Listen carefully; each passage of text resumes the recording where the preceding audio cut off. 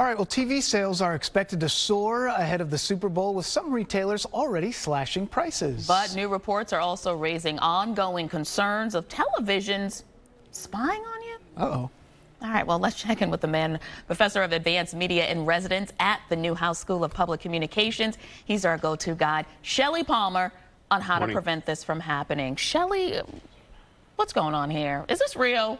Or are we being paranoid? This is so not real. Okay. If you use the internet, if you use your phone, you are being watched because your data is being collected and the data is being used to surface advertising. But on the internet and on your phone, it could actually be dangerous. Here, in the most transparent ways, the streaming services are telling you, yes, we are logging what you watch. We don't exactly know who you are because people share passwords and accounts, but we have a pretty decent idea of what you're watching. We, meaning the computer, has a pretty decent idea of what you're watching, and it will do its best to surface content you might also like or put an ad in front of you that's relevant. Every one of the streaming services has a privacy policy. It tells you. However, if you are scared or concerned, I can't tell people how to feel.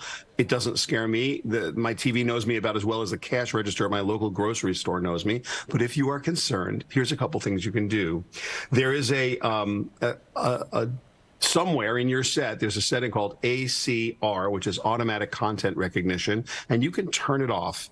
You can go into the privacy settings of the set and of the streaming services, and you can explicitly tell the streaming services and your smart TV not to track you. And it's a very simple privacy setting, and you won't get good recommendations and for programming, and you won't see relevant advertising, but you'll be as safe as you can Shelly, be. that's on the TV itself, right? I mean, that's the thing that's okay. And Shelly, every time I go over to my crazy Uncle Willie's house, he's always got that tape on the front of his laptop, right? Yes. He thinks the camera is watching him. Is Uncle Willie crazy? Or, I mean, I know that's not about the TVs, but I always wanted to ask somebody. Well, first of all, many TVs have recognition, either face recognition or hand recognition, signal recognition. Who am I to say if crazy Uncle Willie is truly crazy or it's just what we call crazy Uncle Willie? Certainly, you can put tape over the camera if you're concerned that someone's going to hack you. The chances of it are so small.